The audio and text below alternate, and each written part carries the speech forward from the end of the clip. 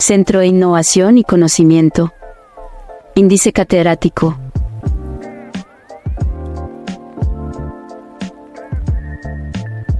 Y de Educación en Salud. Cordial saludo a todos. Desde el Centro de Innovación y Conocimiento Índice Catedrático y de Educación en Salud, nos alegra profundamente darle la bienvenida a este espacio de desarrollo profesional y personal. En IDE Educación en Salud, creemos en las personas y en su potencial. Por eso, trabajamos cada día para hacer el conocimiento accesible a todos, utilizando estrategias de enseñanzas innovadoras y flexibles que se ajuste a las necesidades de cada estudiante. En IDE, el conocimiento es libre como el viento y aprender es un derecho. Iniciamos la capacitación de hoy, con la participación del docente Pedro Campos Ayala, enfermero egresado de la Universidad de San Gil. Pedro se ha desempeñado como docente formando profesionales del área de salud, en donde se ha caracterizado por la integración de principios prácticos en las competencias teóricas que imparte. En su carrera profesional, ha trabajado en instituciones de prestigio como Hospital Regional de San Gil, donde se ha desempeñado en diferentes servicios. Los invitamos a vivir una experiencia única de aprendizaje. Por favor, mantengan los micrófonos apagados para una mejor experiencia y sigamos las indicaciones del docente para el desarrollo de las actividades.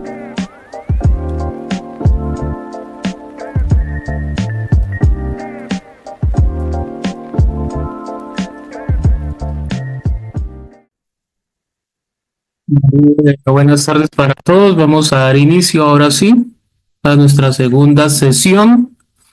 Pues estamos hablando sobre todo lo que es el cuidado y atención integral al adulto mayor. Ayer estuvimos viendo todo lo que abarca el concepto de un adulto mayor, ¿sí? Que la adultez inicia, o la adultez mayor inicia a los 60 años, ¿sí? Son personas que pues es la última etapa de la vida. Puede durar un par de años, así como puede durar 20, 30, 40 años o un poco más. Todo depende del estado de salud de cada persona. Además, pues también vimos que digamos, este proceso, este estado o esta etapa de la vida está condicionada por ambientes sociales, por ambientes psicológicos, por la parte nutricional y por las morbilidades o comorbilidades que tiene cada persona. Así como vemos adultos de 60 años muy enfermos, vemos adultos de 80, 90 años que todavía no les duele ni una muela, como decimos vulgarmente. Entonces todo va condicionado a diferentes factores. Empezamos a ver los síndromes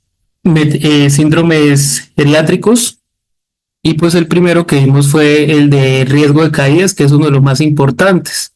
También vimos que dentro del riesgo de caídas está el riesgo de fractura de cadera, que eventualmente se vuelve uno de los riesgos más mortales dentro de lo que dicen las estadísticas. Entonces, para tener en cuenta lo importantísimo que es el cuidado de este tipo de pacientes para evitar ese tipo de complicaciones. ¿Listo?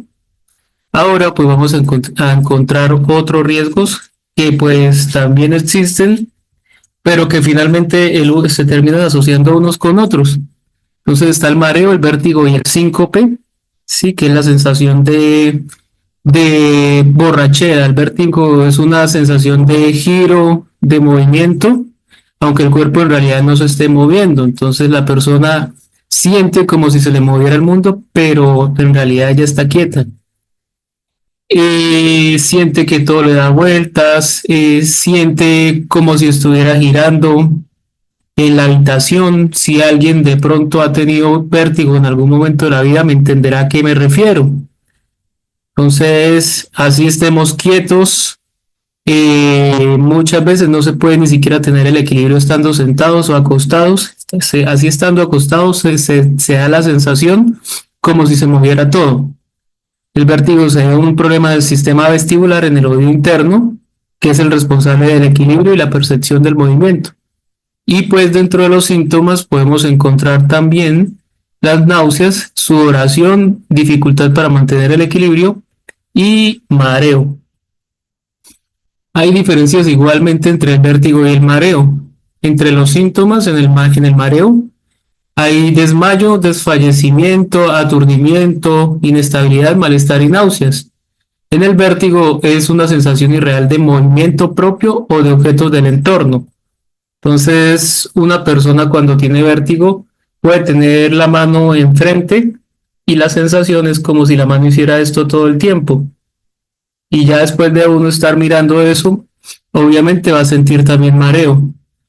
Las causas del mareo como tal suceden tras una bajada de glucosa, tensión baja, anemia, problemas de oído o de la visión, exceso de calor o de ansiedad, mientras que en el vértigo se debe a la formación de unos cálculos llamados otolitos en una zona del oído o por causa neurológica. Casi siempre pues es por causa neurológica, en otras ocasiones por los otolitos.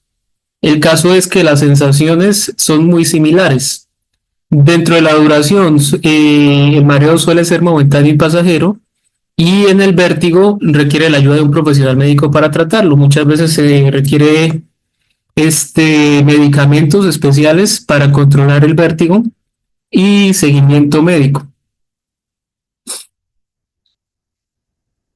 El síncope es la pérdida repentina y momentánea de la conciencia, con pérdida del tono postural como consecuencia de una súbita disminución del flujo sanguíneo y oxigenación cerebral, precipitada más que todo por causas neurológicas o metabólicas. Entonces, en este caso, si nos damos cuenta, hay unas causas muy diferentes a los dos anteriores.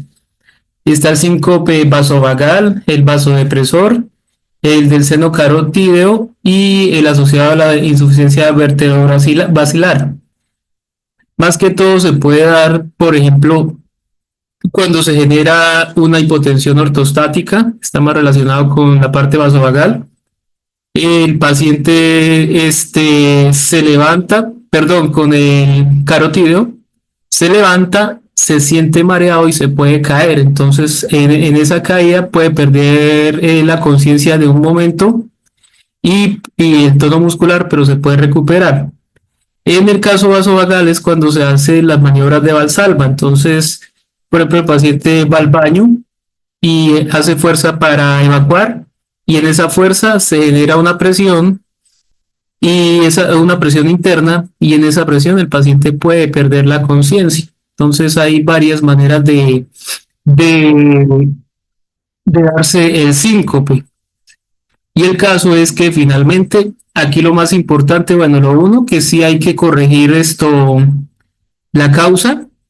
Y lo otro es que igual pues hay un riesgo de caída y el paciente se puede lesionar pues de una manera más grave. Las causas más que todo pueden ser cardíacas, auditivas, neurológicas, algunos medicamentos que se tomen por diabetes. Cuando el paciente es diabético y toma los hipoglucemiantes o los antidiabéticos, si tiene una baja ya demasiado profunda de la glicemia, puede entrar en un estado, ya sea de síncope o un estado de mareo. También hipertensión arterial puede ser secundaria a medicamentos antihipertensivos. En la parte neurológica es porque los medicamentos de uso neurológico generalmente pueden producir sueño, y pues el paciente se va a marear, o sea, va a sentir muy somnoliento y pues caerse. Y en la parte cardíaca, algunos medicamentos especiales para el corazón también generan bradicardia. Y pues un paciente bradicárdico también se puede marear fácilmente, se puede caer o le puede entrar en un síncope. En el tratamiento, importante la consulta médica, hay que identificar la causa, ya se los había dicho, hay que saber el por qué el paciente está cursando. Sin embargo, pues ya tenemos el primer factor que es la edad, ¿sí? Y pues hay que evitar como tal las caídas. Y lo otro es que no se puede esperar mucho, hay que actuar a tiempo, puesto que es un paciente que de todas maneras lo tenemos ahí en riesgo, y pues el riesgo más grave es una lesión, generalmente osteomuscular. El otro síndrome geriátrico es la inmovilidad y lesiones por presión. Entonces, yo creo que aquí todos, pues ya más o menos tienen bastante conocimiento acerca de lo que es la movilidad, de un buen plan para evitar lesiones por presión, lo que es una movilidad activa, una movilidad pasiva. Entonces, no vamos a profundizar tanto, pero pues vamos a hablar aquí como a grosso modo. La inmovilidad es la disminución de la capacidad para desempeñar actividades de la vida diaria por deterioro de las funciones motoras. Entonces, volvemos a lo mismo, es un paciente geriátrico, un paciente de la adulto mayor, se le llamaba también tercera edad, el cual debido a su misma edad como tal ha perdido muchas capacidades, entre ellas la capacidad de hacer las actividades de la vida diaria por sí solo, ¿sí? En algunos casos ya hay secuelas, por ejemplo, los pacientes que han pasado por una ACV. En estas secuelas, pues ya no tiene como tal funciones motoras o se ha perdido la mitad de las funciones motoras. Entonces son pacientes que tienen secuelas en los cuales no pueden mover, por ejemplo, medio cuerpo. Son secuelas de accidente cerebrovascular. Los factores de riesgo hay intrínsecos y extrínsecos. Entonces los intrínsecos son muy relacionados con toda la parte musculoesquelética, con enfermedades neurológicas, más que todo como secuelas en el ACV y en las enfermedades de Parkinson y demencias avanzadas, también la depresión, las enfermedades cardiovasculares, las pulmonares, por ejemplo el EPOC, las endocrinas como diabetes mellitus, el hipotiroidismo, los déficits sensoriales y causas psicológicas como el síndrome de poscaída. Entonces hay que tener en cuenta que todos estos factores precisamente es lo que generalmente vemos en los adultos mayores. Sí, son las enfermedades como más comunes en los adultos mayores. Hay otros factores extrínsecos como los iatrogénicos, entonces que tienen que ver mucho a la prescripción de reposo, sí, o sea, los iatrogénicos están relacionados con todo lo que tiene que ver con el tratamiento médico, sí, entonces que el médico ordena reposo absoluto por tantos días y cuando el paciente pues ya va a empezar nuevamente a su actividad, ha perdido, ha perdido bastante movilidad, ha perdido masa muscular, sí, entonces hay un desacondicionamiento físico. Eh, Sobre protección también, muchas veces las familias cuando ven a su familiar que está como muy enfermo, entonces empieza un estado de sobreprotección, de miedo, de no dejarlo hacer las cosas porque de pronto se cae, porque de pronto se lesiona y muchas veces es peor porque entonces empezamos a limitar al paciente y él finalmente se hace la idea de que ya no es funcional, entonces pues tampoco es la idea.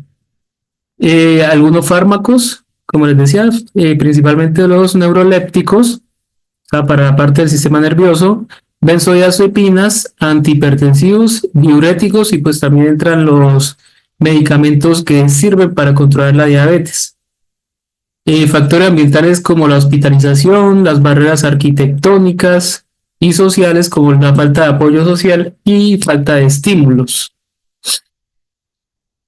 En la prevención, entonces el ejercicio físico, la actividad física es demasiado importante. Entonces la flexibilidad del paciente, la resistencia, el equilibrio y en muchos casos el baile.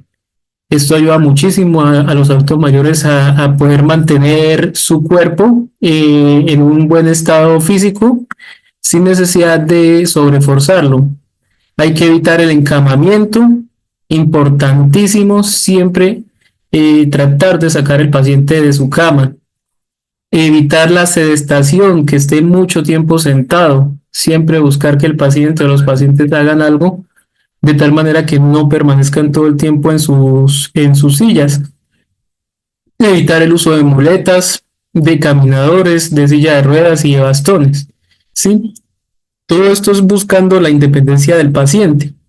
Obviamente hay pacientes que sí requieren, sobre todo, pues los bastones. De pronto algunos sí requieren los caminadores, pero muchas veces no lo requieren y se acostumbran a ellos. Entonces es diferente. El objetivo es que haya una mínima sedestación, o sea, que tenga un mínimo tiempo de estar sentado, que haya actividad articular y potencializar la musculatura. Entonces, el paciente avanza entre menos sedentarismo tenga. Las complicaciones, entonces llegar a un punto en que el paciente tenga intolerancia al ejercicio, que haga una tromboembolia, ¿sí? Que haya disminución muscular o de la masa muscular, osteoporosis, contracturas musculares, que haya deformidad de las articulaciones, que el paciente adquiera neumonía, que entre en depresión, que empiece a sufrir de estreñimiento, que tenga infecciones urinarias o, en el peor de los casos, lesiones por presión cuando están encamados. La movilización, pues ya habíamos hablado varias veces en otras capacitaciones acerca del plan de cambio de posiciones en las 24 horas, ¿sí? De tal manera que el paciente esté en ese círculo siempre durante las 24 horas, sobre todo los pacientes que están postraditos. Entonces es importante tener en cuenta que no los debemos dejar más de 2 horas en la misma posición, puesto que se genera el riesgo de lesiones por presión y sería un paciente que tendría luego que tener muchísimo más cuidado. Aquí vemos los puntos de presión más más notorios en cualquier paciente, ¿sí? Donde va a haber generalmente prominencias óseas y pues donde vamos a tratar de darle un poquito más de confort. Entonces vemos en la cabeza, en la primera imagen, en la cabeza a los laterales, más que todo en la parte de las orejas, en los codos, en la cadera, eso se llaman los trocánteres, las rodillas y en los talones. Siempre es importante colocarle un cojín o una almohada entre las piernas. Y si lo tenemos boca arriba en posición supino, entonces en la cabeza en el occipucio, en la espalda, en las escápulas o lo que le llamamos paletas, en los codos, en el sacro, hueso sacro, que es el que queda detrás de entre las nalgas, y también aquí en los talones. Entonces, fijémonos que hay varios puntos de presión donde hay prominencias óseas y pues aquí el paciente puede generarse una lesión muchísimo más grave que en cualquier otra parte del cuerpo. Aquí vemos pues una lesión por presión bastante notoria en el hueso sacro, una pacientica que pues posiblemente está en un estado de postración con pérdida de la sensibilidad, una posible secuela de ACV, porque se ve como que está todavía bastante joven y pues se le generó tremenda lesión. Estas lesiones pues ya hay que manejarlas con cirugías especializadas, con curaciones especializadas. Aquí una lesión muy similar, pero ya mucho más grande. También es una mujer. Y si nos fijamos, tiene también una sonda vesical. Pues en este caso se le coloca sonda vesical al paciente para evitar que la orina o cuando orine se impregne la curación, la herida de orina para que no se nos sobreinfecte esa herida. Entonces aquí tenemos otro tipo de pacientes donde más pueden tener lesiones, todos los pacientes que están en silla de ruedas, en la espalda. Si nos fijamos en las nalgas, la región poplitea detrás de las rodillas y en la planta de los pies. Sí, ya ahí cambia algunos lugares donde el paciente puede hacer lesiones. Algunos pacientes cuando han perdido mucha masa muscular, en el dedo meñique de los pies también se pueden generar lesiones. Entonces, pues la demora es tener un paciente acostado, sí, en un estado de postración para que se empiece a lesionar. Por eso es importante el tema de los cambios de posición. Aquí vemos la causa, tenemos un hueso, tenemos el colchón, tenemos los tejidos y vemos cómo el hueso compresiona los tejidos y acá abajo pues está el colchón, según la imagen. Entonces, pues, ¿qué pasa? En este caso, pues vamos a ver que el hueso genera mucha presión. Aquí donde están los tejidos están los capilares sanguíneos, donde se unen arterias con venas por medio de arteriolas y vénulas. Y pues al estar aplastados no puede haber una buena circulación. Y al no haber buena circulación sanguínea, pues no llega sangre, no llega oxígeno y por ende el tejido se empieza a morir. Y pues ahí es cuando se genera la lesión como tal. Esta es la misma imagen representada de otra manera. Es un hueso, pero que no le está haciendo presión a la piel contra ninguna superficie. Y aquí está el mismo con el tejido. Esto podría ser, por ejemplo, un codo o un talón, haciéndole presión sobre la superficie de la cama. Si nos fijamos en la imagen de la izquierda, los capilares están libres, puede haber una muy buena circulación, mientras que en la de la derecha los capilares están aplastados. Entonces ahí no hay suficiente circulación sanguínea, no hay oxigenación, no hay metabolismo y por ende pues esta parte del tejido se va a empezar a morir. Eso es lo que va a suceder en los pacientes y pues eso se llama una isquemia. Se muere o se empieza a morir el tejido hasta que genera una necrosis como tal, lo que le llamamos entonces las famosas escaras. Entonces, una escara no es la lesión, no es una úlcera como tal. La escara es el tejido muerto que podemos ver, que es un tejido de color negro, que podemos ver en el paciente que pues estuvo expuesto a muchísima presión durante un tiempo prolongado. Por eso es importante hacer los cambios de posición. Ahora, si tenemos, por ejemplo, un paciente joven postrado, ya lo había mencionado ayer, con un antecedente, por ejemplo, de una lesión medular, quedó cuadrapléjico o parapléjico, es un paciente que muchas veces no se puede movilizar por sí solo. En ese caso, igual que con un adulto mayor, hay que hacer el mismo tipo de cuidados, ¿sí? No quiere decir que por estar joven no vaya a tener la misma o el mismo riesgo. Hay que hacerlo de igual manera. Entonces aquí vemos los riesgos de lesión en piel por el uso de silla de ruedas o por estar constantemente acostado. Y pues aquí está nuevamente, las lesiones se presentan frecuentemente más en codo, talones, caderas, tobillos, hombros, espalda y el occipucio, que es la parte posterior de la cabeza. Entonces siempre es importante no olvidar revisarles siempre a los pacientes el estado de su piel. Eso hay que hacerlo todos los días. Aparte, tratar de mantener siempre la piel limpia y seca. Usar jabones que no sean tan irritativos, lavar con agua tibia, no generarle fricción. Los adultos mayores tienen una piel muy delicada. Evitar usar alcoholes, usar cremas hidratantes, procurar vestir con ropa suave, de tejidos suaves.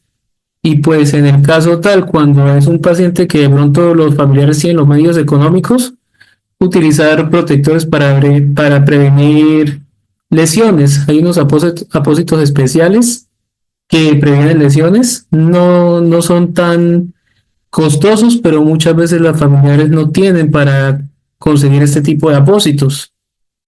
Entonces, para la movilización, elaborar un plan de rehabilitación que mejore la movilidad del paciente. Muchas veces hay pacientes que no tienen servicio de fisioterapeuta domiciliario, entonces pues ustedes como cuidadores lo pueden hacer. Es solamente como plantearse una meta, sobre todo pues cuando es un cuidado de un solo paciente. Ya cuando hay muchos pacientes pues es más compleja la situación, pero por ejemplo cuando se cuenta solamente con un solo paciente, se pueden generar planes de movilidad para el paciente para evitar que el paciente pues siga avanzando en su enfermedad. Los cambios de posición son muy importantes, ya lo habíamos dicho, cada 2 horas hay que individualizar ese cuidado. Sin embargo, ayer alguien me decía que tenía muchos pacientes, ¿sí? Sobre todo en el tema de la administración de medicamentos. Entonces, no sé si de esos que se le administran medicamentos, cuántos están en cama. Entonces, se puede coger de la misma manera todo el grupo de pacientes y se cambian cada 2 horas de posición a todos al mismo tiempo. ¿Para qué? Pues para llevar como ese control, ¿sí? Y pues si el paciente es autónomo, muchísimo mejor. Paciente que puede caminar, que se puede movilizar. El detalle es que hay que estar pendiente que de pronto no se nos caiga. Recordemos que por la edad tienen un riesgo de caída mucho más alto que cualquier otra persona. Siempre evitar el contacto directo entre prominencias entre sí, sobre todo lo que son rodillas y talones. Los protectores que ya habíamos hablado y evitar el arrastre. Por ejemplo, cuando lo cambiamos de posición entre dos personas, evitar el arrastre. Siempre tenemos una sábana de movimiento. Con esta vamos a valernos para poder movilizar al paciente, pero sin arrastrarlo. A veces es difícil es cuando el paciente es demasiado pesado, pero en pacientes que se puedan movilizar, así muchísimo mejor. Cuando tenemos al paciente acostado de lado, no olvidemos, si la cama permite subirse, elevarse, que no sobrepase los 30 grados. Uno, porque se va toda la presión hacia la cadera, hacia la articulación, o sea, hacia los trocánteres, y ahí se pueden generar lesiones por presión fácilmente. Y más porque vamos a soltar casi todo el peso del tórax y el abdomen sobre esa parte del cuerpo. Y dos, porque estando lateralizado y con la cama elevada va a ser muy doloroso para el paciente. Entonces, después de unos 5 minutos, el paciente ya no se aguanta esa posición. Siempre pues hay familiares, hay pacientes, hay instituciones que tienen, por ejemplo, las colchonetas antiescaras. Esta pues es inflable. Hay de diferentes presentaciones, hay unas que son en espuma. Eh, pues yo de pronto miro que usted dice que no tan elevadas las camas cuando tienen esos puntos de presión o esas lesiones en el cuerpo, pero por ejemplo cuando el paciente es alimentado por sonda nasogástrica y esto pues, hay que elevar la cama, o sea, y muchas veces hay doctores que le dicen a uno que no, que tiene que ser más alto, que a los 30 grados no, porque el paciente puede presentar otras dificultades, y ahí cómo se haría. No, lo que pasa es que no, de pronto no me hice entender. Lo que pasa es que no debemos levantarle la cama más de 30 grados cuando el paciente está de decúbito lateral, ¿sí? O sea, el paciente para levantarle más de 30 grados como tal, debe estar en decúbito supino, o sea, boca arriba, ¿sí? Le puede levantar tanto cabecero como el piecero y el paciente va a quedar cómodo. Pero muchas veces lo que hacemos es que le pone el paciente de lado y se levanta la cama. Estando de lado, en algún momento, si su merced tiene la oportunidad, acuéstese en una cama y que alguien le ponga la cama, acueste usted en la cama de lado y que alguien le suba a la cama, y su merced se dará cuenta lo doloroso que es usted acostarse de lado y que le eleven la cama. ¿Sí? Entonces a eso me refiero. Sí, ya entiendo, sí. Qué pena, Sí. gracias. Pero es muy importante, sí. Yo tengo una pregunta. Señora, Cuando es una persona cuerpa, o sea, demasiado gorda, ¿y cómo se hace ¿para qué? para levantarle la cama?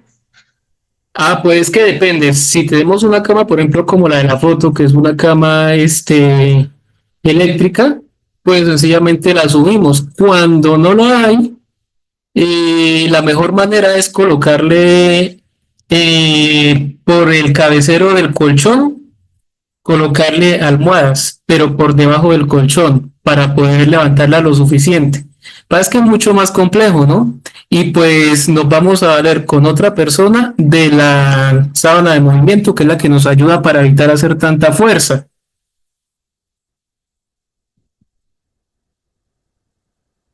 Dice Elena, aquí es una posición muy dolorosa e incómoda. Sí, señora.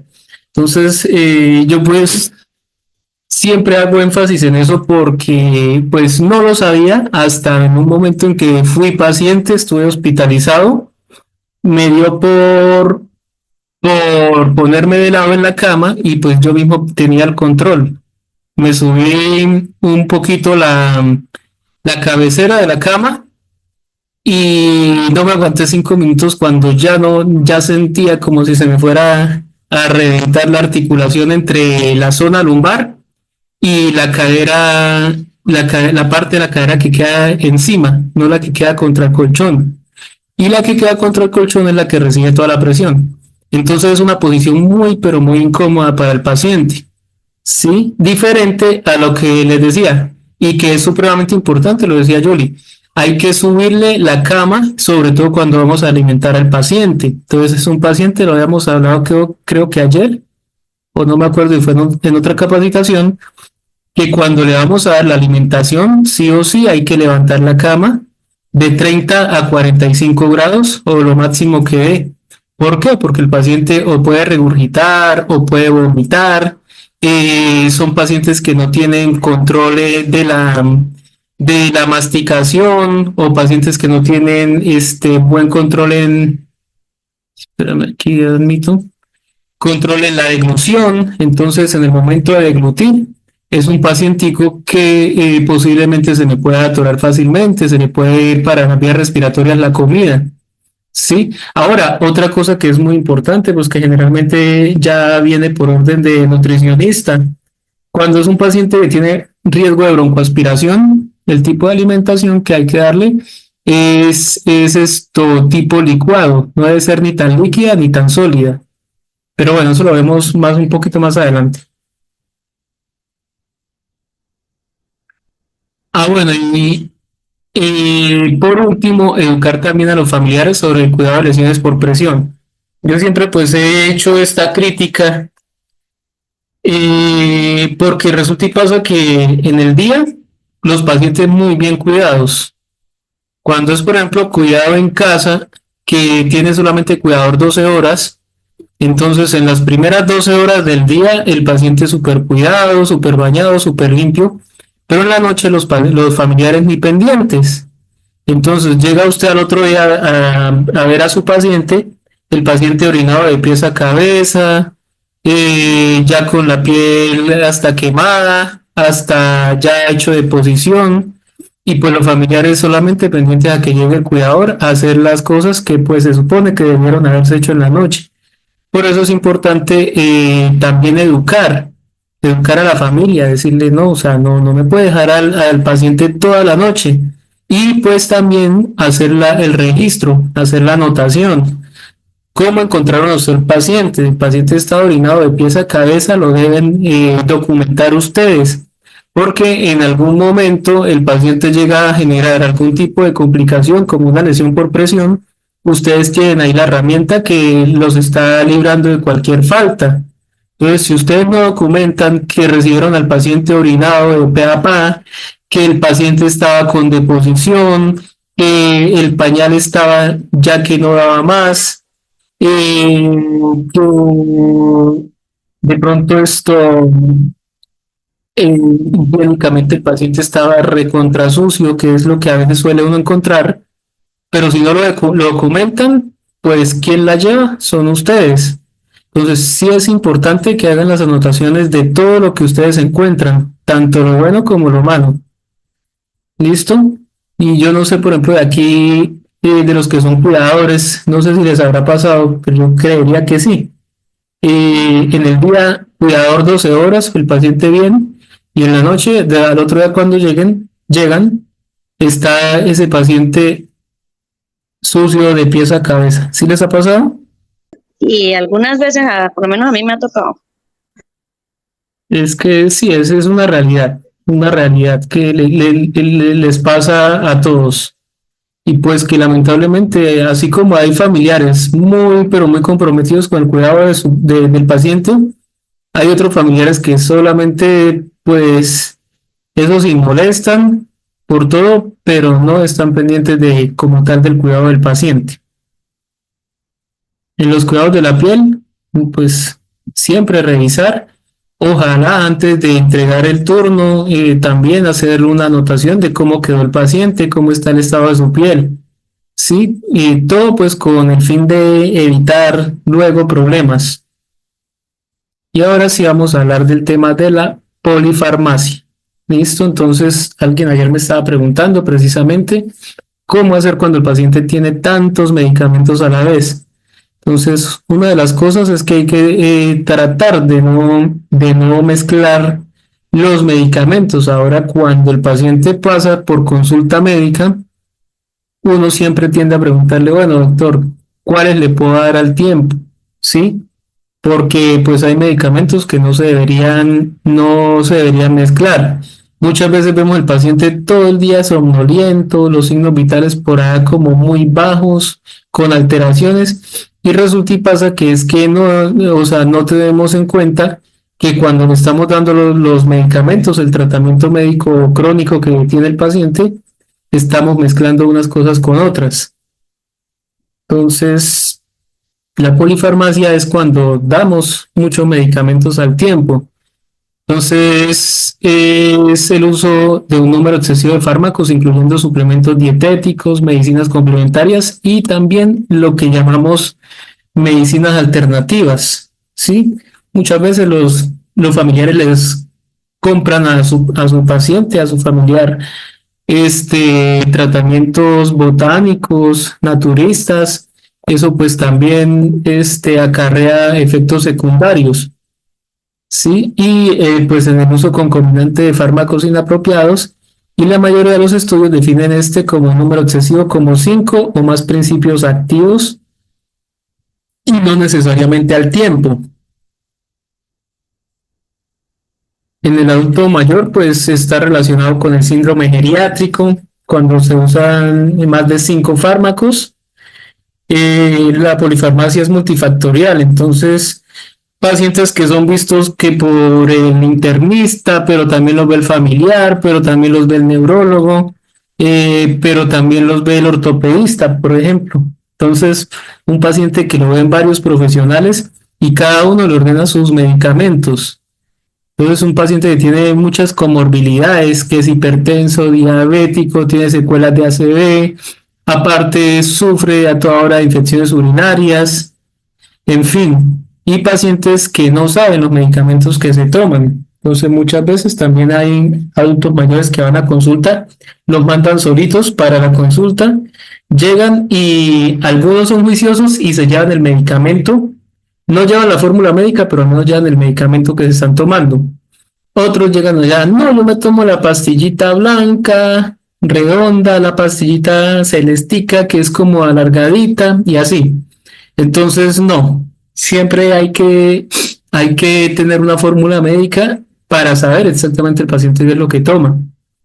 Esto pues acarrea consecuencias negativas como las reacciones adversas o las famosas RAM, adversas a medicamentos, interacciones medicamentosas, duplicación de efectos farmacológicos. Entonces, un antihipertensivo que hizo el doble de efecto y el paciente se me puso somnoliento. Disminución de la calidad de vida e incremento en los costos sanitarios. Los factores de riesgo son dependientes del paciente, entonces los factores biológicos, mayores de 75 años, en sexo tienen más riesgo las mujeres, el consumo de fármacos específicos, entonces por ejemplo los ansiolíticos, los sedantes, los antidepresivos, los analgésicos, los inhibidores de plaquetas o espasmolíticos, este tipo de medicamentos generalmente ponen al paciente con mucho sueño, ¿sí? Y aquí pues hay otro factor que es el riesgo de caída. La morbilidad asociada, entonces tener 3 o más enfermedades crónicas, enfermedades respiratorias, hipertensión, enfermedades cardiovasculares, diabetes o síntomas digestivos. Todo, o sea, el asociar morbilidades pues genera la necesidad de diferentes fármacos y que finalmente pueden generar una reacción no esperada. Los factores psicológicos como la depresión y la pobre autopercepción de la salud también implica que el paciente pues tenga más riesgo de polifarmacia. Y los factores sociales como la situación económica deficiente, un bajo nivel educativo, soledad, pacientes adultos mayores de 70, 80, 90 años que viven solos, situación de dependencia física y vivir en el campo. Entonces, si nos fijamos, hay muchísimos factores que ponen en riesgo de tener polifarmacia y pues todos están asociados como tal al mismo, a la misma situación del paciente. Las benzodiazepinas son uno de los medicamentos pues que generan efectos adversos, por ejemplo, la sedación excesiva, un paciente que está todo el día adormecido, somnoliento, tiene más riesgo de caídas, tiene más riesgo de alteraciones cognitivas, pueden sufrir delirios. Entonces, ¿cuáles son? El alprazolam, el lorazepam, el clonazepam, el diazepam. Entonces, todas las benzodiazepinas que están en este grupo de fármacos pueden poner al paciente de la misma manera. Estas pues son los que más aumentan el riesgo de caídas. Benzodiazepinas, que ya los habíamos mencionado, clonazepam, lorazepam, diazepam. Los antihistamínicos de primera generación, como por ejemplo la cetiricina, la loratadina, desloratadina. Estos medicamentos generan sueño y el paciente pues se nos puede caer. Igualmente, para que lo sepan, si alguien aquí de los que están conectados toma, por ejemplo, cetiricina porque sufre, digamos, de alergia, de rinitis alérgica, toma loratadina. No se debe manejar cuando se toman estos medicamentos porque generan mucho sueño. El uso de opiáceos por largo tiempo, por ejemplo, los parches de fentanilo, esos pacienticos que requieren parche de fentanilo por dolores crónicos, eh, hay que tener muchísimo cuidado porque esto los pone también somnolientos. Y los neurolépticos como la quetiapina, la risperidona, que se usa también mucho en enfermedades psiquiátricas, también ponen al paciente somnoliento. De hecho, muchas veces se piensa que la quetiapina es para que el paciente duerma. No es específicamente para que duerma, pero lo pone a dormir, ¿sí? El paciente se pone somnoliento y duerme. ¿Listo? Y la risperidona, que es para enfermedades, enfermedades psiquiátricas. Entonces, el uso de fármacos nos exige conocimiento racional de cada fármaco. Entonces, al menos saber, a grosso modo, para qué es. Identificar entre un antihipertensivo y un antidiabético, entre un antidiabético y un hipoglicemiante, que es diferente el efecto, un antibiótico con un analgésico, ¿sí? Saber qué eso, o sea, no debemos profundizar exactamente para qué es o cómo funciona en el cuerpo, cómo se libera, etcétera, etcétera, no. Pero al menos tener como la idea de que cada medicamento tiene un uso específico, ¿sí? El médico debe evaluar el riesgo-beneficio de cada principio activo. El principio activo como tal es el fármaco, ¿sí? Y pues el medicamento es ya todo el preparado como tal. Entonces es el fármaco o principio activo más todos los excipientes, más el resto de ingredientes que tiene como tal un medicamento. Es importante que haya una evaluación geriátrica o gerontológica o como mínimo de un médico internista o un médico familiar. Debe haber un plan terapéutico integrado, no es solamente medicamentos. Deben haber también complemento con terapia física, con terapia del lenguaje, con terapia ocupacional, con nutricionista, ¿sí? Debe haber un equipo interdisciplinario y obviamente con la parte del cuidado, ya sea por cuidador o por auxiliar de enfermería. Debe haber educación al paciente, familiares y cuidadores, ¿sí? Sobre el uso de los fármacos. Lo que les decía, entonces si vamos a una consulta médica o si ustedes son los que acompañan al paciente como cuidadores, ustedes deben preguntarle al médico, bueno doctor, ¿y cómo le voy a dar esos medicamentos? ¿Cuáles le puedo dar al tiempo? ¿Cuáles no? Considerar siempre la posibilidad de la iatrogenia, tanto al agregar como al suspender un fármaco. Entonces la iatrogenia es el daño que se le pueda ocasionar al paciente por ya sea agregarle o suspenderle un medicamento.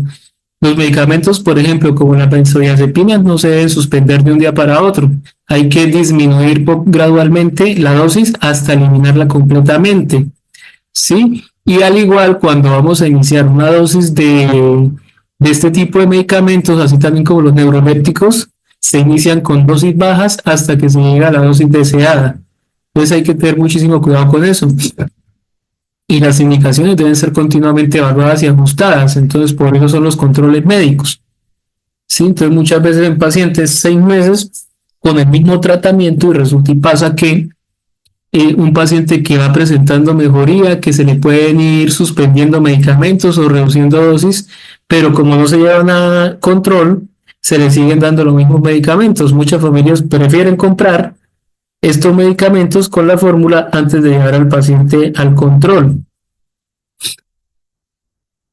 Las recomendaciones para una prescripción segura es basar la prescripción de fármacos en la valoración geriátrica integral, preguntar siempre fármacos prescritos y no prescritos.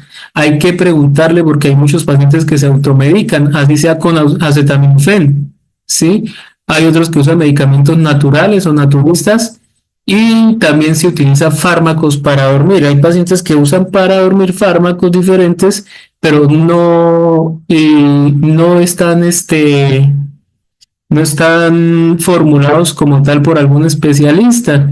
Hay otros que compran que la melatonina o se toman, por ejemplo, las gotas de valeriana o se hacen su aromática de sidrón. Cualquiera que sea el caso, hay que tener en cuenta que independientemente de que el paciente lo use, hay que anunciarlo, hay que decirle al médico especialista que el paciente pues está tomando X o Y cosa para dormir, por ejemplo. Al prescribir un medicamento nuevo, iniciar, bueno, lo que les decía, con dosis bajas, sobre todo algunos medicamentos en especial, tener en consideración el metabolismo y la vía de excreción del fármaco nuevo, escribir instrucciones claramente. Entonces, bueno, hoy en día los médicos casi todo lo hacen por sistema, pero muchas veces por sistema y no escriben claramente la prescripción médica, cómo se le da el medicamento. Entonces, siempre hay que preguntar. Sí, las dosificaciones deben ser simples, identificar y suspender medicamentos innecesarios, pero también lo que les decía, evitar la suspensión brusca. Hay medicamentos que se pueden quitar de un día para otro, pero hay otros que no. Entonces hay que preguntar cuál, sí, depende del medicamento, el médico le dará la indicación. Vamos a bajarle 5 días a la mitad, otros 3 días a un cuarto y ya después se le suspende del todo. Y evitar la cascada de la prescripción. Listo. Y nos vamos con el último tema del día, que es la farmacovigilancia.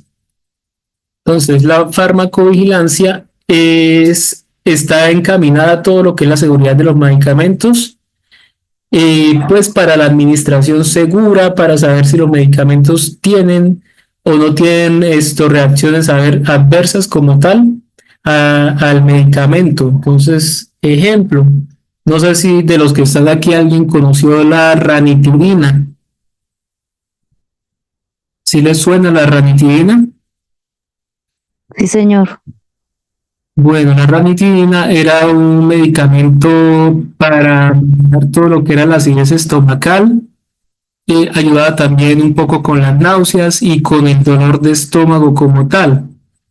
Pero ¿qué pasaba? Que con el tiempo se dieron cuenta que también generaba problemas hepáticos.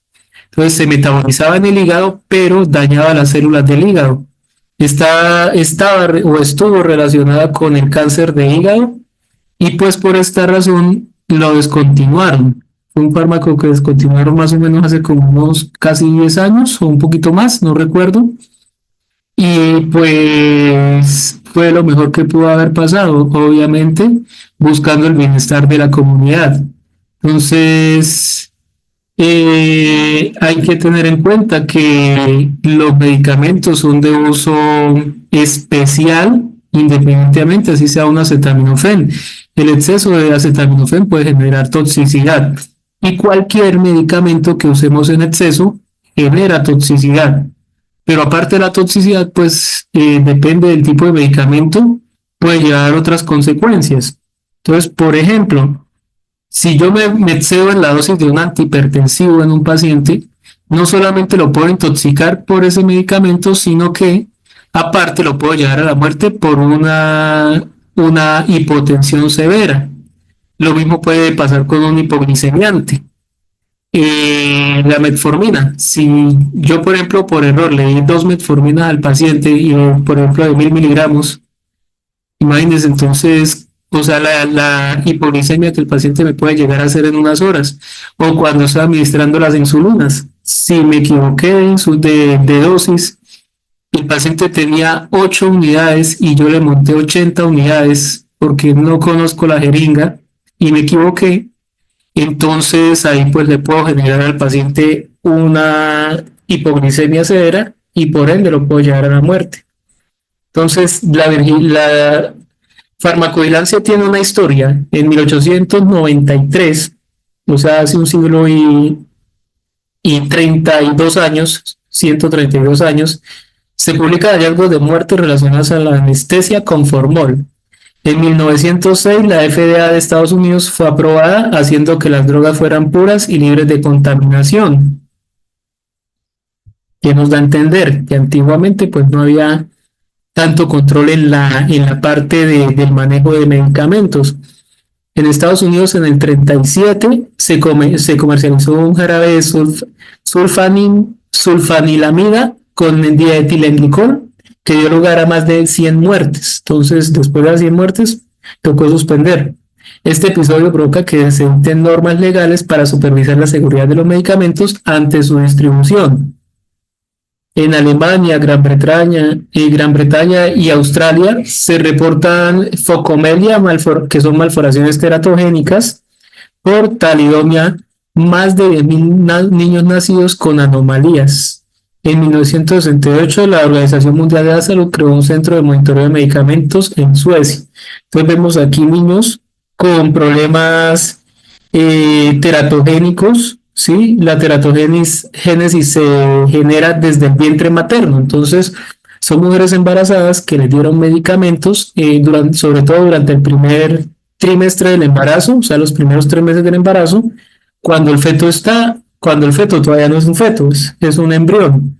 Entonces, el embrión está en formación y genera malformaciones. ¿Por qué? Porque esto genera teratogénesis. Entonces, genera esas malformaciones en el embrión y cuando empieza a crecer el feto, pues ya no va a crecer completo. Vemos, por ejemplo, un niño que nació sin brazos y piernas a la izquierda, el otro nació con los brazos y las piernas cortas. Bueno, los brazos, posiblemente las piernas tienen la misma característica. Entonces, si nos fijamos, el tema de los medicamentos es supremamente delicado, sobre todo pues en el embarazo, pero también se le pueden generar daños a cualquier paciente. La importancia de la farmacovigilancia es que los medicamentos antes de su comercialización han pasado por ensayos clínicos y se utiliza un número limitado de pacientes.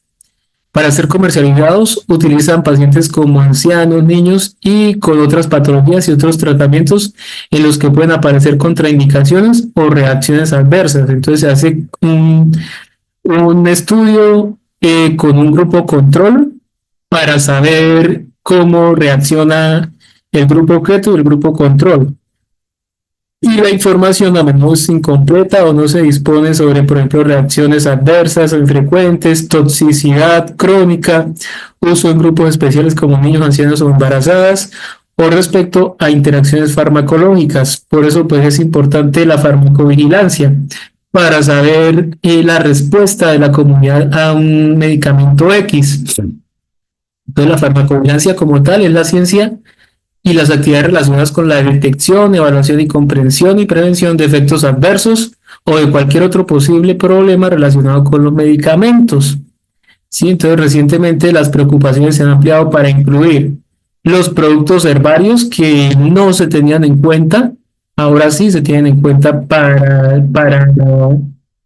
todo lo que tiene que ver con la farmacovigilancia, medicinas tradicionales y complementarias, productos derivados de la sangre, productos biológicos, incluidas las vacunas, dispositivos médicos y pues aquí están igual las vacunas, son productos biológicos.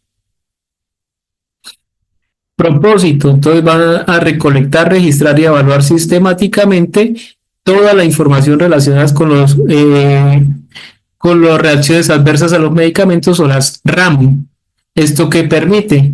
Detectar precozmente cualquier complicación, cualquier reacción, estudiar la causalidad de ese efecto o reacción adversa, estudiar la frecuencia de esa reacción adversa y estudiar factores predisponentes. Entonces, muchos pacientes tienen un factor predisponente que hace que finalmente hagan una reacción como tal. Los objetivos: vigilar la calidad, seguridad y eficacia de los medicamentos, detectar, evaluar e investigar las reacciones adversas a los medicamentos y prevenir las reacciones adversas a los medicamentos. Entonces, para eso se hacen actividades educativas, se orienta, se informa, se hace el uso racional del medicamento. Lo que les decía, es importantísimo cuando usemos medicamentos estar como muy enfocados en lo que les estamos dando, tratar de no mezclar todo en una sola coquita y darle todo al paciente al mismo tiempo, ¿sí? Puesto que, pues uno, porque todo entra al estómago, en el estómago pues se liberan jugos gástricos, el paciente pues con algunos medicamentos pueden desarrollar gastritis, sobre todo por ejemplo con los AINES como pacientes que usan de manera crónica diclofenaco, naproxeno, más que todo es como lo que más mandan los médicos. Estos medicamentos pueden perforar la mucosa gástrica, entonces pueden generar una úlcera gástrica y con el tiempo pues lesiones más importantes, pero también pueden generar sangrados. Y pues hay mucho más riesgo de sangrado cuando hay uso prolongado de los AINES, ¿sí? Entonces, ¿qué es lo importante? Hacer uso racional de los medicamentos, tratar de no mezclar todo al tiempo. Ahora, si yo sé que son dos antihipertensivos, no se los voy a dar al mismo tiempo. Le doy uno, por ejemplo, a las 8 de la mañana, otro a las 10. Ahora, otra cosa importante, hay medicamentos que se dan en ayunas, hay otros que se dan después del desayuno. Por ejemplo, los pacientes que tienen levotiroxina o Eutirox, siempre se les trata de dar, por decir, a las 6 de la mañana, pero también tienen omeprazol, y el omeprazol debería darse una hora después. Muchas veces se le da el omeprazol y el Eutirox al mismo tiempo, y el omeprazol inhibe la respuesta de la tiroxina. Entonces, se pierde gran cantidad de fármaco, ¿sí? Del principio activo de la tiroxina, por el mismo medicamento, por el omeprazol, ¿sí? Así como el omeprazol, todos los prazoles, como es omeprazol, lansoprazol o pantoprazol. Entonces, si nos damos cuenta, todo es como el conocimiento, ¿sí? Si yo sé que el paciente tiene dos medicamentos que son en ayunas, que es omeprazol y que es la levotiroxina, le doy primero la levotiroxina, después una hora le doy el omeprazol y finalmente pues se le da el desayuno y ahí se inicia con los otros medicamentos de uso del paciente, ¿sí? Por ejemplo, los pacientes que tienen atorvastatina o otras estatinas se les da preferiblemente a las 8 de la noche, a no ser que sea cada 12 horas, ¿sí? Entonces sería 8 de la mañana, 8 de la noche. Hay unos medicamentos que se deben sí o sí dar con el estómago ya lleno, ¿sí? Los antibióticos se deben dar con el estómago lleno. No se debe dar lácteos en el momento en que se le da el antibiótico. Entonces, no es lo mismo decir no le vaya a dar lácteos a decirle no le dé lácteos cuando le dé el medicamento, porque el lácteo, la leche, inhibe la potencia de los medicamentos. Sí, no sé si me hago entender. Pero entonces lo importante es, por ejemplo, saber con qué le puedo dar, preferiblemente que sea con agua, ¿sí? Pero si en el desayuno tiene café con leche, por ejemplo, entonces vamos a esperar al menos unos 20 minutos, media hora para empezar a darle los medicamentos al paciente. Por ejemplo, ahorita nosotros tenemos un paciente que está tomando antibióticos y toma uno a las 8 de la noche y a las 10 de la noche, perdón, y el otro a las 6 de la mañana. Y pues obviamente a las 6 de la mañana no ha comido absolutamente nada. Y a las 2 de la tarde o sea, tiene que cada 8 horas. Sí, el otro le toca a las 2 de la tarde, señor. Sí. O sea, el manejo es 10 de la noche, 6 de la mañana y 2. En el primer medicamento de la mañana debería dársele algo antes de que se tome ese medicamento, ¿sí? Porque pues de pronto el paciente no dirá nada, pero sí le genera esto acidez en el estómago, le va a dar dolor, ¿sí? Entonces, cuando son antibióticos así, igualmente a las 10 de la noche, debería dársele, no sé, así sea un pancito con agua de panela, algo suave para que el paciente pues lo asimile Sí, porque mejor. por ejemplo la de las 8 de la noche, o sea, ella ya la última comida es a las 5 de la tarde y de ahí hasta a las 8 se le da el medicamento y, o sea, también pues obviamente me imagino que le generará los mismos dolores de estómago. Sí, ya prácticamente hay un vaciamiento gástrico, ya en el estómago ya no le queda nada de comida, sí, y entonces sí le puede generar un poco de malestar al paciente. Y lo otro, es normal que el paciente o le dé diarrea o le dé estreñimiento cuando esté tomando antibiótico, eso sí es normal, ¿sí? Entonces, de pronto para que no se asusten, que no, que el paciente empezó con el antibiótico y entonces resultó con una diarrea, entonces es por el antibiótico. O a veces pasa lo contrario, se ponen estreñidos, entonces no hacen del cuerpo durante los días de sobre todo el antibiótico. Pues para más completar, el paciente si está postrado, pues es un poco más complejo. Qué pena es que esto se me salió del sistema, no, de pronto se cayó la señal, no sé, dejé de escuchar. Ah, que le estaba diciendo que si el paciente está tomando antibiótico, pueden haber dos situaciones normales, o que el paciente le dé diarrea o que le dé estreñimiento. Entonces, eso va a ser temporal solamente durante el tratamiento. Entonces, para que lo tengan en cuenta.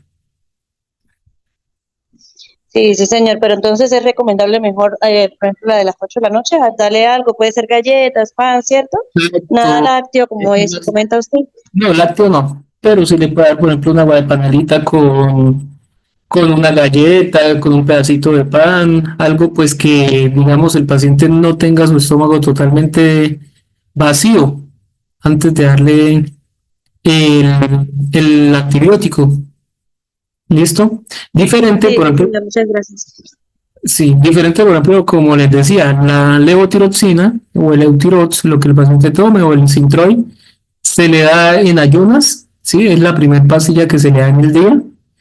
Y después, una hora después, se le daría el omeprazol o cualquier prazol que se le dé, ya sea el lansoprazol, pantoprazol o esomeprazol, pero se le da una hora después, cuando dentro Sí, de la esa, farmacia del esa paciente. ya tenía conocimientos porque una vez tenía una paciente y también le dábamos ese tipo de medicamentos y luego ella empezó a desmejorar en lo de la tiroide y pues obviamente el doctor hizo el comentario que era por eso.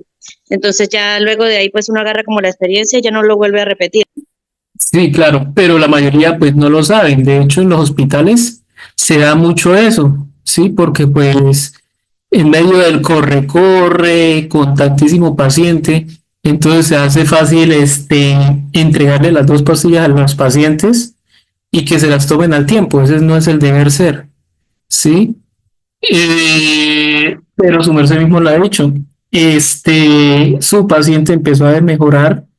Obviamente por el tema de la tiroides, porque los prazoles lo que hacen es inhibir la respuesta de la hormona tiroidea, o sea, de la tiroxina. Entonces el paciente se toma la levotiroxina, pero se pierde más de la mitad de la dosis por el otro medicamento, la interacción que hay entre el uno y el otro. Entonces ellos dos no se quieren, por decirlo así. ¿Sí? Entonces, muy bien pues, que hayan podido mejorar eso.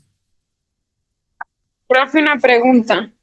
Ahora, En el caso de mi abuelo, él sufre del tiroides y él tiene que tomarse primero una pastilla a las 6 de la mañana, 6:30 otra y 7:30 otra. ¿Eso no le hace daño? ¿qué medicamentos son? Es que no me acuerdo cómo es que se llaman los medicamentos. Sí, porque pues generalmente como mínimo debería haber al menos media hora entre un medicamento y el otro. Algunos especialistas dicen no, debe haber una hora, pero lo que es cierto es que no se deben dar al mismo tiempo. Ahora, con su familiar, se le da uno cada media hora y pues, bueno, lo otro que se me hace curioso es, son tres medicamentos y son los tres en ayunas, ¿sí? Que en ayunas básicamente lo que más se usa es el de la tiroides, que es la tiroxina y la levotiroxina, y el omeprazol que se da en ayunas. No sé cuál será el tercer medicamento que se me está dando en ayunas, ¿sí? Entonces, pues sí Esos es, tres se le están dando a las 5 de la mañana, 5, 5:30 de la mañana que el médico dijo que se los dieran al mismo tiempo. pero ¿cuáles serán? Hay que mirar cuáles medicamentos son, ¿sí?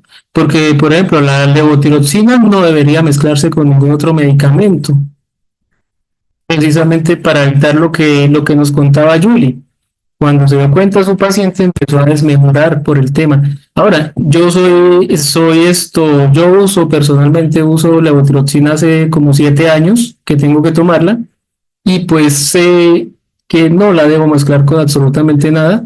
Sí, sí, espero tener una buena respuesta al medicamento. Entonces, si me pusiera a hacer mezclas raras, yo ya sé cuáles son las consecuencias. El medicamento no me va a servir. Sí, no, o puede que sirva, pero va a ser muy reducido el efecto esperado de ese medicamento. Bueno, los objetivos de la farmacovigilancia son informar a los profesionales y tomar eventualmente medidas administrativas, identificar los efectos indeseados no descritos previamente. Entonces, muchas veces hay medicamentos que tienen efectos no deseados, pero que no están descritos en la literatura, o sea, en los estudios, pero que sí los podemos estar viendo. Mejorar la atención al paciente y su seguridad en relación con el uso de los medicamentos y fomentar la comprensión y la enseñanza de la farmacovigilancia, así como la formación clínica en la materia. Entonces, si nos fijamos, poco a poco vamos aprendiendo un poquito más, vamos adquiriendo experiencia y vamos teniendo mucho más cuidado en el manejo de los fármacos, ¿sí? Yo siempre he dicho, lo más delicado que nosotros hacemos siempre en el cuidado es precisamente administrar medicamentos, independientemente que sean medicamentos inyectados o tomados, tenemos que saber, ¿sí? Esto no es como manejar tan deportivamente. Muchas veces podemos generar un daño y es un daño pues que no es esto agrede, ¿sí? Puede ser un daño accidental, pero que finalmente genera un daño, ¿sí? No queremos hacerle daño a ninguna persona, pero muchas veces se nos van las luces, más por falta de conocimiento que por otra cosa. Otra de los objetivos es contribuir a la evaluación de las ventajas, la nocividad, la eficacia y los riesgos que puedan presentar los medicamentos, de detectar aumento de frecuencia de reacciones adversas conocidas y detección temprana de las reacciones adversas e interacciones desconocidas hasta este momento. ¿Sí? Entonces ahí viene como el dilema. Hay médicos que dicen dele todo al tiempo, hay otros que dicen que no. Pero ¿cuál es la respuesta que yo, que tengo el paciente enfrente todos los días, estoy pudiendo analizar? ¿Sí? Volvemos al tema de Yuri con el abuelo. Creo que fue la que nos decía que se le daban los medicamentos al mismo tiempo, creo que era ella, con la levotiroxina. Nos contaba, el problema de tiroides se le empezó a agravar, se empezaron a dar cuenta que había como un déficit, ¿sí? Entonces, muchas veces nos dirá el médico, no, eso no pasó nada, dele al tiempo, pero no, tenemos que mirar la respuesta del paciente, ¿sí? Por eso es que hay que individualizar cada paciente. Hay pacientes que de pronto puede ser que se tomen los medicamentos al tiempo y no les pase nada, pero en su mayoría, ¿qué dicen los estudios? Que no se debe hacer eso. ¿Sí? Entonces, en la farmacovigilancia, la Organización Mundial de la Salud la define como la ciencia y las actividades relativas a la detección, evaluación, comprensión y prevención de los RAM o efectos adversos relacionados a los medicamentos, ¿sí? Y los RAM, que es la reacción adversa a medicamentos, el acrónimo es RAM, es cualquier respuesta a un medicamento que sea nociva o no intencionada y que tenga lugar a dosis que se apliquen normalmente en el ser humano para la profilaxis, diagnóstico o tratamiento de enfermedades o para la restauración, corrección o modificación de funciones fisiológicas. ¿Sí? Entonces, pues ahí vemos, o sea, cuál es la respuesta o la reacción que tiene la persona al medicamento. ¿Es deseada? ¿Es indeseada? ¿Le generó algún daño? Sí, entonces eso es lo que me está diciendo la farmacovigilancia. Entonces, no sé si recuerdan ustedes hace unos años, hace como unos 4 años o un poquito más, que suspendieron el uso de diclofenaco aquí en Colombia. ¿Sí se acuerdan de ese caso? Diclofenaco inyectable. Entonces, no sé si se acuerdan, resulta y pasa que Yo sí lo tuve presente. listo, en ese tiempo hubo un lote de diclofenaco que venía contaminado y pues al inyectar a las pacientes se generaron reacciones adversas, ¿sí? Y pues en vista de que fueron muchos pacientes, lo que determinó el INVIMA, que es el instituto aquí colombiano, que hace todo lo que es la farmacovigilancia y en alimentos también, determinaron que no, que tocaba cancelar ese lote de medicamentos y pues no se podían usar. Lo mismo pasó en el tiempo de las vacunas del VPH, cuando apenas se inició a vacunar a las niñas. Fue en la costa, no recuerdo exactamente el municipio, donde las niñas empezaban a convulsionar después de la vacuna, ¿sí? Que en realidad pues creo yo que fue como más bien un hecho aislado. No creería que fue respuesta a la vacunación. Quién sabe qué, o sea, según los estudios no está relacionado. Ahora, diferente lo que pasó en tiempo de COVID, en que se vacunaron muchas personas y empezaron a presentar efectos secundarios nocivos. Con la vacuna, creo que fue la Janssen o la Sinovac, no recuerdo, que las personas empezaron a hacer infartos de miocardio y otras condiciones. Yo en mi caso me pusieron primero Janssen y me fue muy bien. Luego ya me pusieron una Pfizer cuando la segunda dosis y Dios mío, señor, recaí, pero terrible. Me dio una fiebre horrible, no podía caminar, dolor en huesos, mejor dicho. Me daba asfixia, no tenía olfato, no tenía sabor en la boca, nada. O sea, le dio fue como un COVID, ¿sí? Y lo que pasa es que la vacuna Sí. como tal es el mismo virus, pero se supone que es un virus inactivado, ¿no? Pero la respuesta que dio inmunológicamente fue la enfermedad. En mi caso, uy, en mi caso, me colocaron 3 dosis de Pfizer. En la primera dosis como si nada. En la segunda me dio, recuerdo que fue en una Semana Santa, fue un miércoles santo. Duré durmiendo todo el jueves y todo el viernes santo porque me dio muchísimo sueño. Y en la tercera dosis tampoco me dio absolutamente ningún tipo de reacción. Entonces, si nos damos cuenta, cada cuerpo responde de una manera diferente, ya sea a un biológico, a un medicamento o a algún tipo de sustancia. Entonces, según la Organización Mundial de la Salud, un RAN es cualquier reacción nociva o no intencionada que aparece a dosis normalmente usadas en el ser humano para hacer profilaxis, diagnóstico, tratamiento o para modificar funciones fisiológicas. Entonces, ahí tenemos. Y entonces todos los días aparecen nuevas drogas, nuevos medicamentos, ¿sí? Buscando la manera como de controlar diferentes patologías. Al utilizar un medicamento para curar, atenuar o diagnosticar una patología, se está expuesto a que éste provoque una reacción no deseada en el paciente. Habrán estudios, si los hay, sí, pero digamos a veces son poblaciones donde hay diferentes tipos de alimentación, diferentes, eh, digamos, formas de vida, ¿sí? No es lo mismo, por ejemplo, coger un grupo de estudio en Estados Unidos, en Europa, que coger un grupo de estudios aquí en Colombia, ¿sí? Un grupo para hacer un estudio de un medicamento X, porque hay diferencias. Ahora hay diferencias genéticas, hay diferencias también en cuanto a la alimentación. Entonces, es difícil determinar si un medicamento de allá va a funcionar igual a un paciente acá en Colombia, ¿sí? Puesto que hay muchas diferencias. ¿Qué producen qué producen las reacciones adversas a los medicamentos? Entonces afectan la calidad de vida de las personas, pueden generar pérdida de confianza al médico, ¿sí? Sin querer, porque muchas veces, o sea, nunca un médico va a ordenar algo como para generarle un daño a alguien, no. Son efectos secundarios que pueden pasar, son eventos fortuitos. Aumentan los costos de la asistencia, implican un cambio en el tratamiento y imitan enfermedades dificultando su detección. ¿Sí? Ahí vemos un paciente de pronto con dolor de estómago, con náuseas, otro que está vomitando.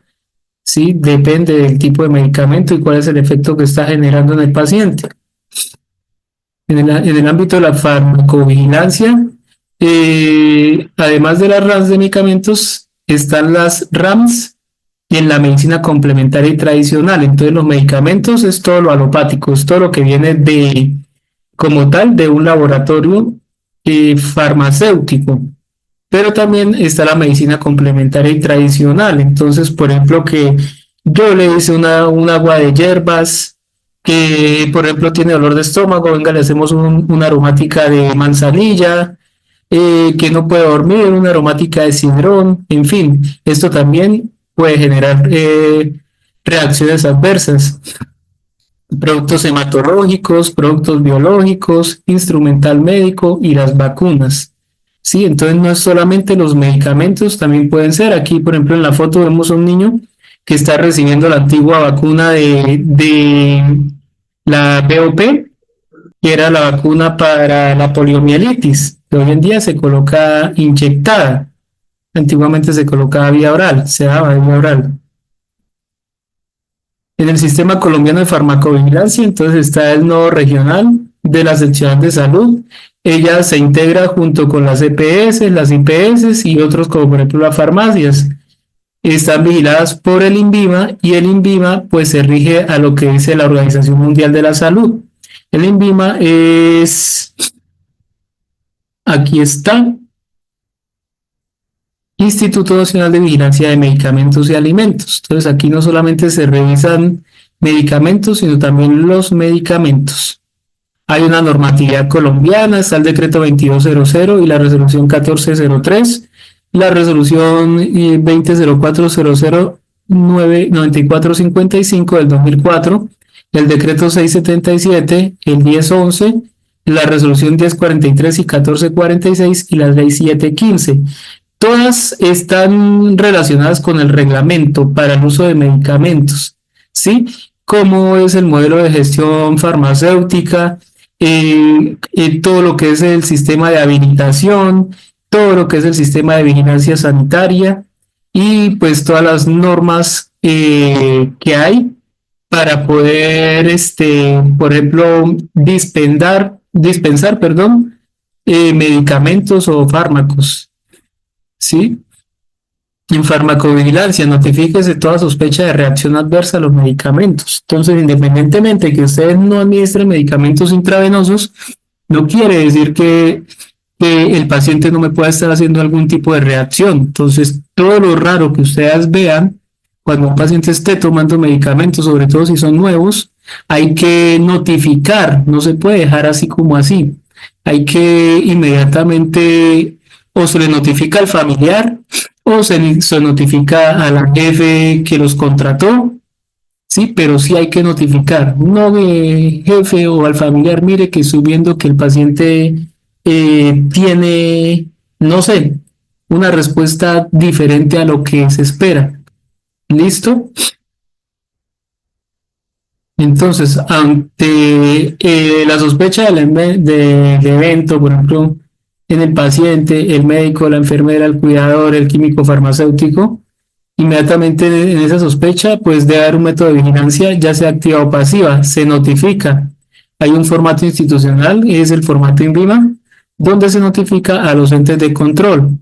El INVIMA que va a hacer una evaluación, un análisis de las causas y la severidad por el uso con el uso de algoritmos por parte de los comités clínicos. Entonces ahí van a hacer la evaluación, se hace el registro en la base de datos, se alimentan unas estadísticas para saber exactamente cuántas personas más han recibido o han presentado los mismos síntomas, por ejemplo, la misma reacción. Y pues en la gestión del riesgo hay unas guías de uso de medicamentos, protocolos de administración de medicamentos y también actividades de capacitación para evitar las RAM o reacciones adversas prevenibles. Entonces aquí está el Programa Nacional de Farmacovigilancia por el INVIMA. ¿Listo? Entonces, en las propuestas de farmacovigilancia del siglo XXI está la información actualizada, independiente, nuevas tecnologías imprescindibles, cooperación entre organismos reguladores nacionales, regionales y mundiales, regulación armonizada, evaluación continua de la relación del riesgo-beneficio, obligaciones compartidas entre autoridades reguladoras, profesionales y laboratorios. ¿Sí? Y pues que se busca que haya como la mejor manera de atender a nuestros pacientes, ¿sí? De no llevarlos a que de pronto hagan algún tipo de daño prevenible ante el uso de los medicamentos, ¿listo? Entonces, de pronto, si a la próxima clase, mañana, alguien tiene dudas, preguntas, inquietudes sobre el tema de hoy, lo podemos resolver, ¿listo? Ya con esto pues damos finalización a estos dos temas y mañana seguiremos con el resto del cuidado del adulto mayor. Estos eran como los temas un poco más densos que teníamos. Listo, profe, muchas gracias. Que tenga buena tarde. Bueno, igualmente, Gracias, que profe. tenga buena tarde. Buenas tardes, que Dios lo bendiga. Bueno, gracias. Estaremos entonces en contacto. El día de mañana los esperamos para seguir aprendiendo. ¿Listo?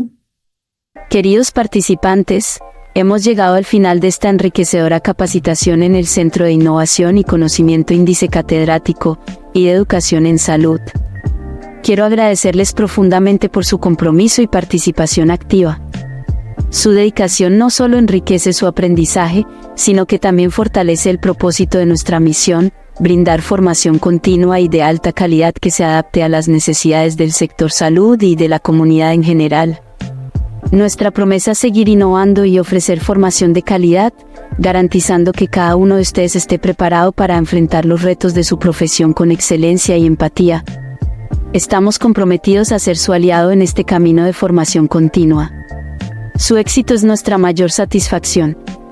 Para temas académicos, capacitaciones, cursos y certificaciones, comunicarse al 321-316-2248. Gracias por confiar en nosotros. Los espero en nuestras próximas capacitaciones. Hasta pronto.